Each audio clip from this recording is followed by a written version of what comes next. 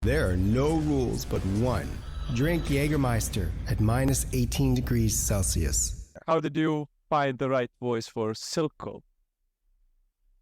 Well, first of all, the writing for that show is incredible. I keep saying that it's the writer's fault that I have good voices, but really, you have to look at the words that are being said. And the audition for Silco was the monologue from the beginning of episode 3.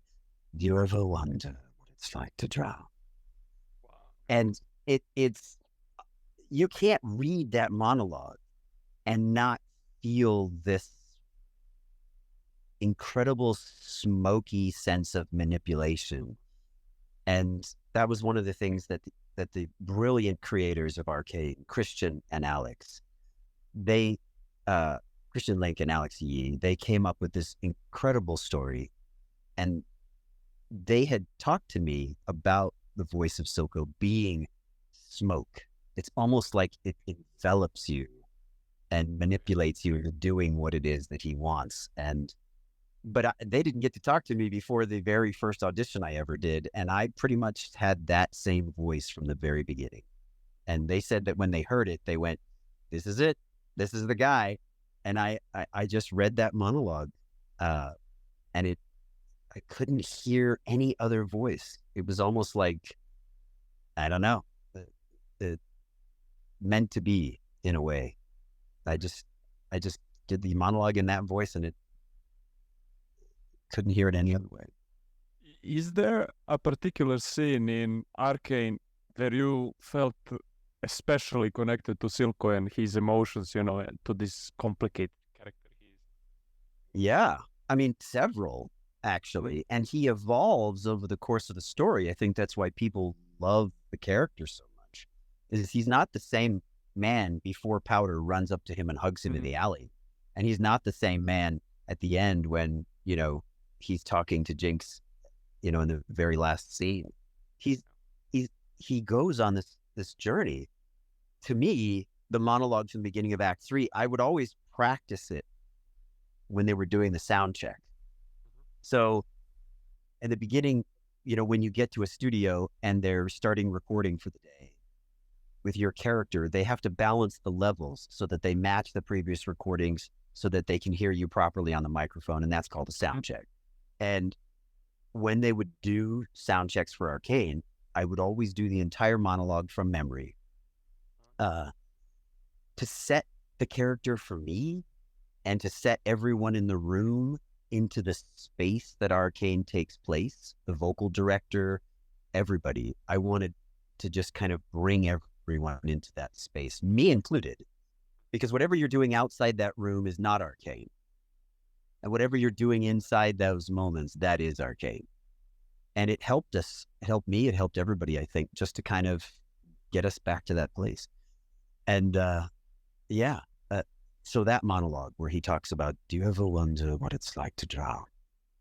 It's the story of opposites. There's peace in water, like it's holding you, whispering in low tones to let it in, and every problem in the world fade away. But then there's this thing in your head, and it's raging, lighting every nerve with madness to fight, to survive. And all the while, one question lingers before you. Have you had enough? It's funny. Please more. Oh yeah, I can just keep going. I mean, it's. I started to sweat. If you listen to that monologue, it defines Silco as a person. Mm-hmm.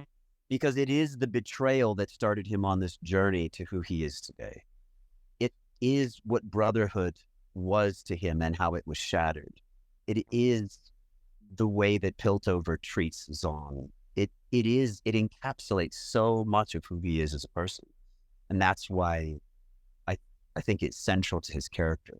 And I love to do that to him. And of course, the lines, at the end, I never would have given you to them. Not for anything. Don't cry. You're perfect. That line, if you think about what he says, he's telling the audience as well as Jinx that never doubt that you were my daughter. Never doubt that even though I would put one face on for Piltover, I'm manipulating them. Never doubt that to me, truly, you were my daughter and I loved you.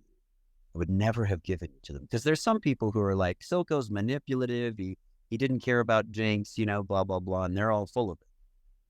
Jinx was everything to Silco. The embodiment of who the nation of Zon can be, no longer in the shadow of Piltover, using their ingenuity and power to stake their own claim as a people.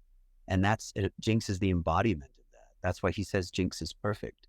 That you could never go back to being Powder and everything because they rejected that. You know, Vi rejected that. And Vi felt awful about doing so, but she did, right? You know, and people ask, you know, would Vander have accepted Jinx for who they are? And I'm not sure he would, but Silco does. So again, it's a lot of complicated questions wrapped up in that. And Silco trying to be the best father that he could because he never had one. And that's what fatherhood is. You just try your best to be a father with what you've been given. And you fall short of the ideal. Silco's not a perfect man by any stretch. He's a sociopath. I wouldn't want him as a father. But look, in the circumstance, he, in his dying breath, validated his daughter. And there are so many daughters who don't get validated at all. So, you know, it's a tough question. And I think that's who Silco is. At least that's what his journey shared with me. We stay genuine, uncensored and unscripted, and we always will, as we have to order our usual. Share us and subscribe us, and stay tuned until the next Wednesday. Iguzo!